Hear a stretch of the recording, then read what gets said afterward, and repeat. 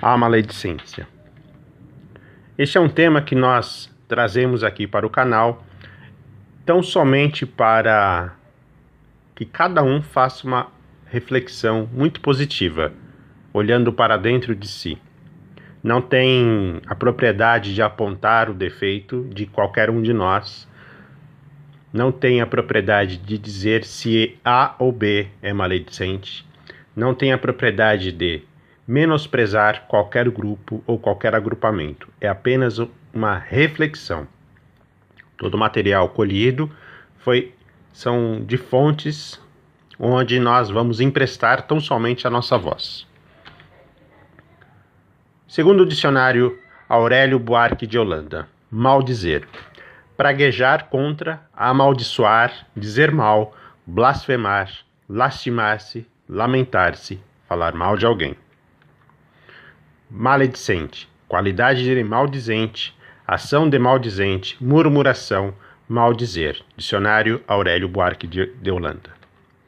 Maledicência: falar mal é render homenagens aos instintos inferiores e renunciar ao título de cooperador de Deus para ser crítico de suas obras. É um tóxico sutil que pode conduzir o discípulo a imensos disparates. Maldizentes: enxergam defeitos e pontos frágeis, comentam as úlceras ao invés de curá-las. Perdem tempo denegrindo a imagem alheia. Criam quadros deprimentes alimentando a suspeita. Queixam-se de tudo e de todos. Espalham o desânimo e a desconfiança contra a prosperidade. Exalam ruínas e tóxicos da morte. Fonte Viva, Emmanuel. A culpa em se estudar os defeitos alheios, questão 903, Livro dos Espíritos. Se é com o fito de os cultivar e divulgar, há muita culpa, porque isso é faltar com a caridade. Se é com a intenção de proveito pessoal, evitando-se aqueles defeitos, pode ser útil. Esforçai-vos, portanto, em ter as qualidades opostas aos defeitos, que criticais nos outros. Esse é o meio de vos tornardes superiores. Livro dos Espíritos, pergunta 903. Censura lançada sobre a conduta de outrem pode ter dois motivos. Primeiro, reprimir o mal ou desacreditar a pessoa cujos atos se criticam. Este último motivo não tem jamais desculpa, porque é da maledicência e da maldade. O primeiro pode ser louvável e torna-se mesmo um dever em certos casos, uma vez que disso deve resultar um bem. E sem isso, o mal não seria jamais reprimido na sociedade. O Evangelho segundo o Espiritismo, capítulo 10, São Luís, Paris, 1860. Será repreensível observar as imperfeições dos outros, quando disso não pode resultar nenhum proveito para eles quando não sejam divulgadas? Tudo depende da intenção. Certamente não é proibido ver o mal quando o mal existe. Haveria mesmo inconveniente em não ver por toda parte senão o bem. Essa ilusão prejudicaria o progresso. O erro está em fazer resultar essa observação em detrimento do próximo, depreciando-se sem necessidade na opinião pública. O Evangelho segundo o Espiritismo, capítulo 10.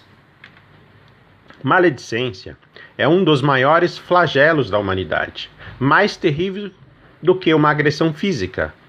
Muito mais do que o corpo, fere a dignidade humana, conspurca reputações, destrói existências. Referências bibliográficas: Richard Simonetti. A arma perigosa está ao alcance de qualquer pessoa em qualquer idade e é muito fácil usá-la. Basta ter um pouco de maldade no coração. Mais insidiosa do que uma epidemia, na forma de boato, eu ouvi dizer. Alastra-se como rastilho de pólvora. Um outro exemplo: ele paga suas contas com atraso, ou ela sai muito de casa. Depois, explosiva: ele é um ladrão, ou ela está traindo o marido. Apenas exemplos. Como funciona a fofoca? Nada mais gratificante para o maledicente do que mostrar que fulano não é tão bom como se pensa. Não há agrupamento humano livre da maledicência. Está presente mesmo onde jamais deveria haver lugar para ela, em instituições inspiradas em ideias religiosas.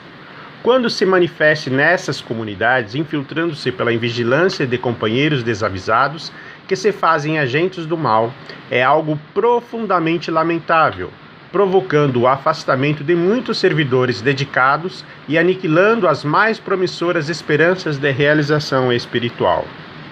A má palavra, o comentário desairoso contra alguém geram no autor um clima de desajuste íntimo, envenenando-se com a própria maldade. Por isso, pessoas que se comprazem nesse tipo de comportamento são sempre inquietas e infelizes. Jesus adverte que o maldizente fatalmente será vítima da maledicência. Fofoca. Antes de falardes, aconselha um sábio, mestre espiritual. Tende o cuidado de examinar se aquilo que ides dizer satisfaz a esses 3 requisitos: ser verdadeiro, agradável e animador. Do contrário, deixai-vos ficar calados. Infelizmente, não aprendemos ainda a virtude do silêncio e, o que é pior, experimentamos um prazer imenso em falar desnecessariamente e em demasia, descambando muitas vezes para a maledicência. Basta que 2 ou mais pessoas nos reunamos em conversação livre para que instantes depois já estejamos a dizer mal dos outros. Administração, política, negócios, religião, festas sociais, parentela, etc. Tudo serve para conduzir-nos aos falatórios torno de nossos semelhantes. Eis que nunca faltam Judas para serem malhados. Levianamente, porém, não só as transmitimos a outrem, emprestando-lhes foros de veracidade, como até as exageramos, acrescentando-lhes detalhes fantasiosos para melhor convencer os que nos escutam. Quanto desamor ao próximo ressalta dessas atitudes. Ainda que nós mesmos tenhamos tido oportunidade de presenciar certas cenas ou episódios que nos pareçam comprometedores, manda a prudência, nos abstenhamos de comentá-las.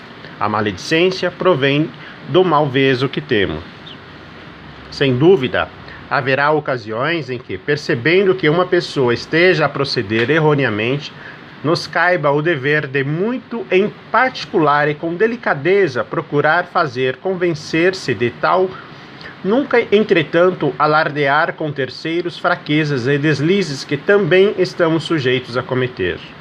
O Evangelho, que é um magnífico tratado da ciência de bem viver, reprova a maledicência, o mexerico, as murmurações e semelhantes, instruindo-nos, por outro lado, como empregar nobremente o dom da palavra. Os mitos da maledicência. Maledicência é coisa de mulheres, nada mais longe da verdade. A única diferença é que os homens chamam-na de conversa fiada, bate-papo ou ainda resolver um assunto. O segundo mito é que, se a informação é verdadeira, podemos passá-la adiante. A questão não é se é verdadeira, mas se edifica. Um terceiro mito: este problema precisa de muita oração. Um quarto e último mito é que as pessoas às quais eu conto nunca vão levar adiante. As razões da maledicência. Curiosidade. Há uma curiosidade natural no ser humano por novidades e nem sempre essa curiosidade é boa e construtiva. Will Rogers ironizou dizendo que as pessoas só não gostam de fofocas quando são a respeito delas mesmas. A ociosidade. Pessoas com tempo de sobra têm tendências de se envolverem em conversas que não edificam. Inveja. O historiador Will Durant disse que falar mal dos outros é uma maneira desonesta de nos elogiarmos. Amargura. Provérbios, capítulo 10, 12, versículos de 30 a 33. Hebreus, capítulo 12, versículo 15. Um mexerico é um meio usado como válvula de escape natural de um espírito ferido. A ausência de perdão abre a porta para um espírito vingativo, e a maneira mais fácil e rápida para matarmos alguém é destruindo sua imagem perante outras pessoas. Medo. Neemias, capítulo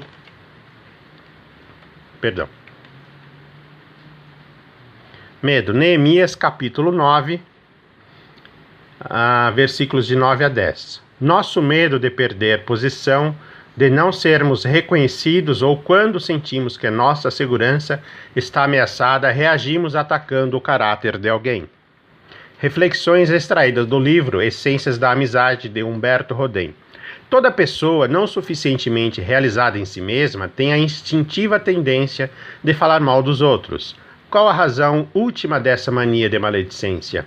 É um complexo de inferioridade unido a um desejo de superioridade. Será que diminuir o valor dos outros dá-nos a grata ilusão de aumentar o nosso?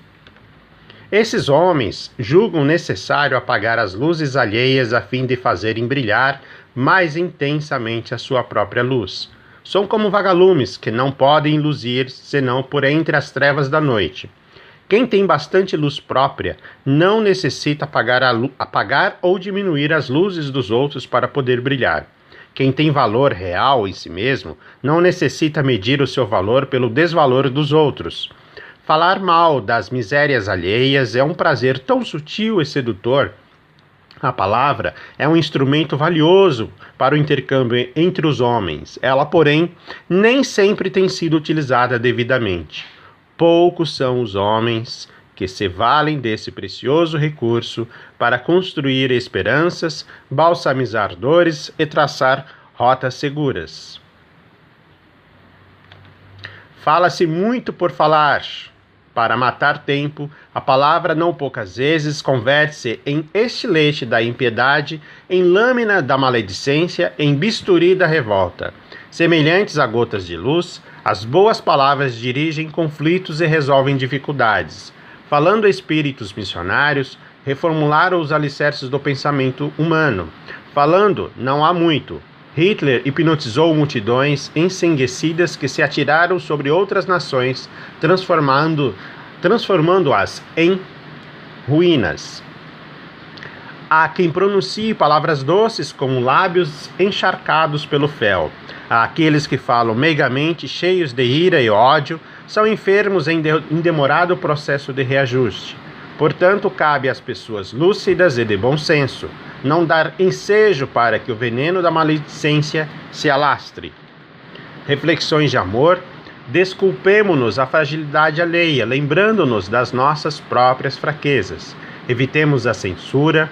A maledicência começa na palavra do reproche inoportuno. Se desejamos educar, reparar erros, não os abordemos estando o responsável ausente. Toda palavra torpe, como qualquer outra, atrapalha. Enriqueçamos o coração de amor e banhemos as mentes com as luzes da misericórdia divina, porque, de acordo com o Evangelho de Lucas, a boca fala do que o coração está cheio. Texto extraído do livro Richard Simonetti. Maledicência, ação de falar mal de alguém com a intenção de denegrir e deprimir. Esse é um convite para uma reflexão íntima, muito pessoal, lembrando que é um tema para que nós possamos nos conhecer e desta maneira construirmos uma mediunidade mais segura, um intercâmbio com os amigos espirituais mais eficiente, lembrando, a boca fala daquilo que o coração está cheio.